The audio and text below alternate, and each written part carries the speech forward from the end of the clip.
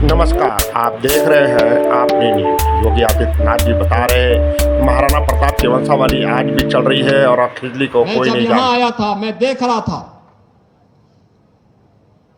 चित्तौड़गढ़ के दुर्ग में जाकर के, जौहर भूमि को नमन करके, मां कालिका के मंदिर में दर्शन करके मैं विभूत भी था।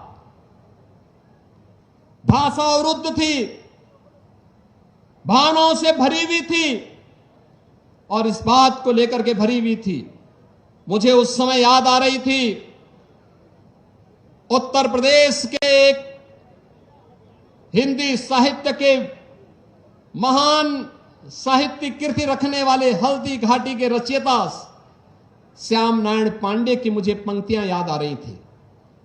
मैं देख रहा था उनकी पंक्तियां हल्दी घाटी में, मुझे बहुत उसके साथ कर रही थी। मैं चित्तौड़गढ़ को जब देख रहा था, इस वीर भूमि को जब मैं देखता हूं और मुझे याद आती है उनकी पंक्तियां कि यह एक लिंग का आसन है, इस पर न किसी का शासन है। याद करिए ना, आज खिलजी वंश को कोई जानने वाला नहीं है। बाबर और औरंगजेब का, अकबर की खानदान का कहीं अता पता नहीं है। याद करिए, खिलजी के नाम पर भारत के अंदर कोई नमूना दिखाई देता है क्या? अकबर या बाबर या औरंगजेब के नाम पर कोई दिखाई देता है क्या? कोई सोहदा दिखाई देता है क्या? कोई नहीं दिखाई देता होगा। लेकिन महाराणा प्रताप की वंशावली, महाराजे साहब की उपस्थिति आज भी सैकड़ों वर्षों के बाद हमारे सामने है। वीरांगना पद्मिनी की वंशावली हमारे सामने है, वीर हमीर की वंशावली हमारे सामने है। और इसीलिए तो हमने कहा कि एक लिंग का आसन है, इस पर न किसी का शासन है। नित सिहक रहा कमलासन है, यह सिंहासन सिंहासन है।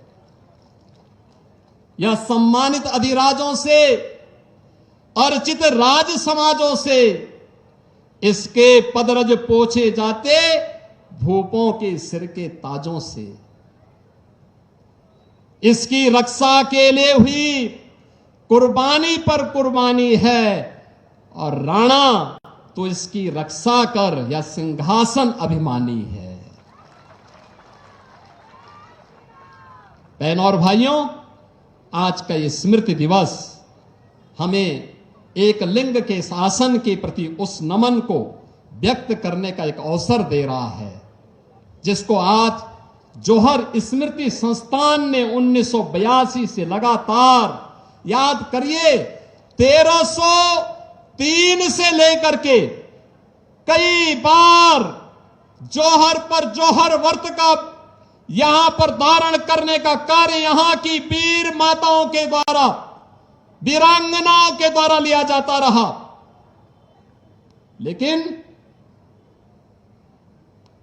आजादी के बाद ये प्रेरणा जिस राजऋषि को प्राप्त हुई, मैं उनकी स्मृतियों को भी नमन करता हूं, जिन्होंने वर्तमान पीढ़ी को इस बात का एहसास कराया कि आने वाली समय में ऐसी स्थिति पैदा मत होने देना कि हमारी बेटी और बहनों को, हमारी माताओं को जौहर व्रत धारण करना पड़े। इस प्रकार की परिस्थितियां न पैदा हो। और जिससे आज हम सब यहां पर एकत्र हुए हैं,